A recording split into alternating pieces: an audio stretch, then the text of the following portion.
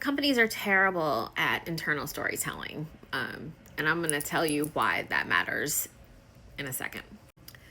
So I think most companies, if we think about like Target, right? There are a lot of people who, are very much like, I'm never going to Target again. And there's some people who are really very curious about why we have specifically singled out Target as the company that we are like, it appears that we're most mad at. I think we're all mad at most of the companies, but Target's really getting it because they spent so much time and resource building a place where people felt like they were seen and valued and trusted, whether you're a consumer, you're a supplier, right?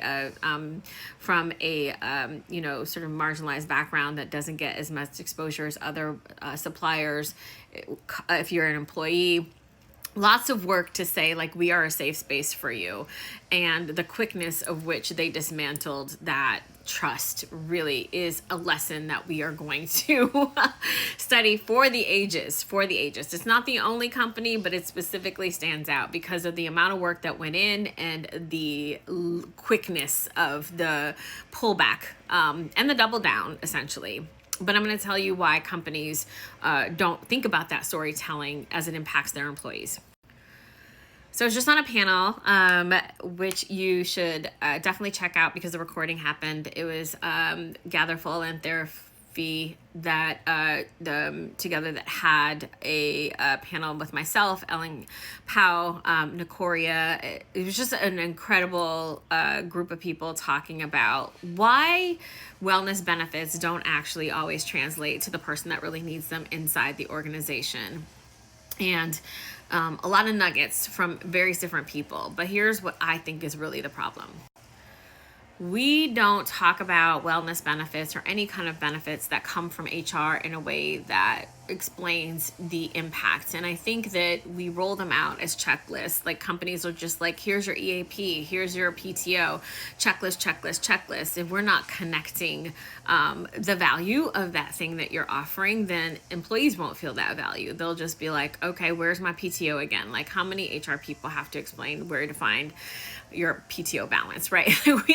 The storytelling is lost. The impact of this is lost. And sometimes we have leaders who either don't use that resource, so they can't really explain it to their teams, or they don't quite understand, the impact of saying, I, for example, will use if we offer Calm or Headspace as a resource, as a leader, why wouldn't I tell my team, like, I start every day with a meditation because I just feel like it's very helpful and I'm so glad we have this resource. Like, how do we allow or hold our leaders accountable to talk about the resource in a way that is of value, and even I as a leader use it, rather than just being like, hey, for all of you underlings who are not executives, here's your little resources that you have from the company. I, of course, don't use them because I'm an executive. I think that it's not what they say, but sometimes there is that perception. So, when you treat something as though it is a transactional sort of offering,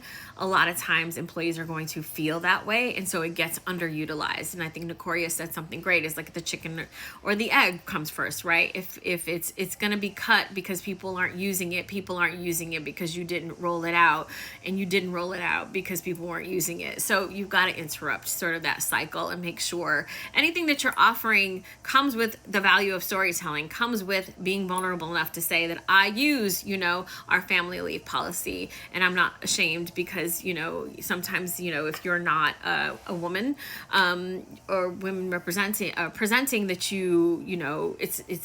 the family leave policy is not for you, when there are plenty of other figures who are welcoming new family members who should be using it. So think about that. Think about the storytelling. If you're a company who needs help with storytelling, slide into my DMs. I got you.